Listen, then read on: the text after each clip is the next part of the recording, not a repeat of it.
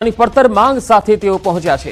સત્યાગ્રહ છાવણી અહીંયા પોતાની પડતર માંગને લઈને તેઓ બુલંદ અવાજ બનાવી રહ્યા છે। છેલ્લા 8 વર્ષથી કર્મચારીઓના પડતર પ્રશ્નોનો નિકાલ નથી આવી રહ્યો, જેના કારણે આંદોલનના માર્ગે પહોંચ્યા છે વીસીઈ કર્મચારીઓ।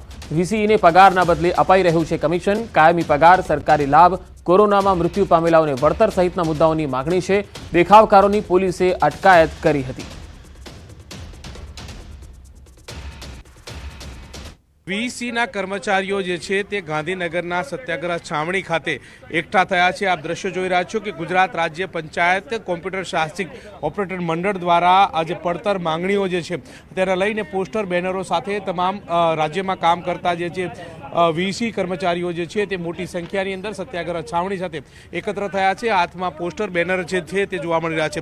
કઈ કઈ મુખ્ય માંગણી છે અને કયા મુદ્દે વિરોધ પ્રદર્શન કરી રહ્યા છે તે અંતર્ગત વાત કરીશું। કયા મુખ્ય મુદ્દાઓ જે છે અને કયા મુખ્ય મુદ્દાઓને લઈને તમે વિરોધ કરી રહ્યા છો? જે યોજના હેઠળ તમામ ગ્રામ પંચાયતની અંદર વિષયોના કમિશન બેઝ ઉપર સરકારી ભરતીના નિયમો મુજબ પરીક્ષા લઈને ભરતી કરવામાં આવ્યું છે। ટીડીઓ સાહેબ દ્વારા ડીડીઓ સાહેબને સહીથી વિષયોના ઓર્ડર આપવામાં આવ્યા, પરંતુ સરકાર દ્વારા કમિશન પ્રથા બાબતે કોઈ નિરાકરણ કરવાનું લાવવામાં નથી આવ્યું। 18 વર્ષનો સમય થવા આવ્યો પણ વિષયોના કમિશન કોઈ ના વધ્યું કે ના કોઈ લાભ આપવા બાબતે કોઈ નિર્ણય સરકારે લીધો કે ના પગાર ધોરણ આપવા બાબતે સરકારે નિરાકરણ કર્યું, જેથી અમારે આંદોલન કરવાની ફરજ પડી। અમારા પ્રશ્નનું જો નિરાકરણ આવતું નથી તો આગામી સમયમાં અમે ગ્રામ પંચાયત લેવલે સંપૂર્ણ કામગીરીનો બહિષ્કાર કરવા જઈ રહ્યા છીએ। 14,000 વીસીઓને ઓપરેટરને અમે ગ્રામ પંચાયતમાં બેઠા બેઠા કોઈ પણ કામગીરી ન કરવાની અમે એમને સૂચન આપશું, પણ અમને થોડોક વિશ્વાસ એવો લાગે છે કે સરકાર શ્રી કંઈક અમારા માટે નિરાકરણ લાવશે।